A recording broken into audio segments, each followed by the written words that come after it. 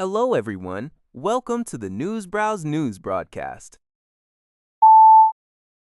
NHK reports that Ukrainian President Volodymyr Zelenskyy has announced Russia suffered its highest level of losses in March since the full-scale invasion of Ukraine began. In a social media post on Friday, Zelenskyy stated that more than 35,000 Russian service members were either killed or seriously wounded in Ukrainian drone, artillery, and other strikes during March alone. He also highlighted the destruction of 274 Russian air defense systems that month, emphasizing that Ukraine's defense and security forces have effectively denied the occupier the ability to dictate the situation on the front line. Meanwhile, Russia's presidential spokesperson Dmitry Peskov reiterated on Friday that Ukraine must withdraw its troops from the Donbas region for Russia's special military operation to cease.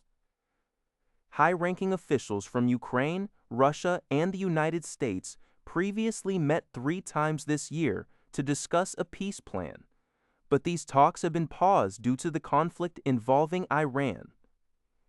Both Russia and Ukraine have indicated an unwillingness to compromise on territorial issues, leaving the outlook for a resumption of peace negotiations uncertain amidst the ongoing Iran conflict. Sky News reports on concerns that UK military personnel have inadvertently revealed their locations inside sensitive military bases by publicly sharing activity on the Strava exercise app. Conservative MP Ben Obist-Jekti, a former army officer, criticized this, stating it beggars belief given the current threat from adversaries, and noted that Strava offers privacy features.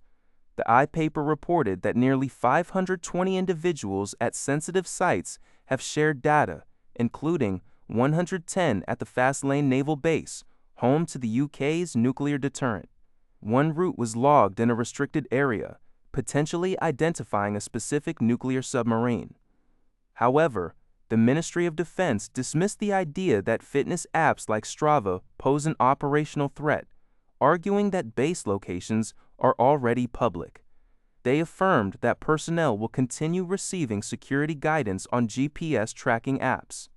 The article also notes that personnel at overseas bases like RAF Akrotiri and Diego Garcia, which have been targeted by Iran, were also identifiable, and a similar incident involving a French naval officer was reported. RNZ's Pacific Business Brief reports on key economic developments across the region. Pacific Island states are beginning to increase fuel prices due to the U.S.-Israel-Iran conflict, anticipating eventual shortages as bulk stocks are depleted. Fiji, Samoa, and the Solomon Islands have seen retail price hikes, with Fiji's finance minister warning of potential 50% increases for future shipments. Zero-carbon analytics projects significant rises in import bills for Fiji, Vanuatu, and Tonga, vastly outpacing GDP growth. Australia has offered to share fossil fuels with the region, while New Zealand has committed to intelligence sharing. Separately, Standard & Poor's upgraded the Cook Islands credit rating from B+ to BB, citing strong fiscal outcomes and prudent management driven by buoyant tourism. This strengthens Prime Minister Mark Brown's investment pitch. The upgrade came before New Zealand restored nearly $30 million in aid, which S&P noted would have caused a budget deficit.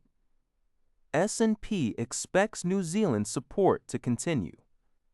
Lastly, the World Bank renewed its partnership with Papua New Guinea but issued strong criticism of its mining sector.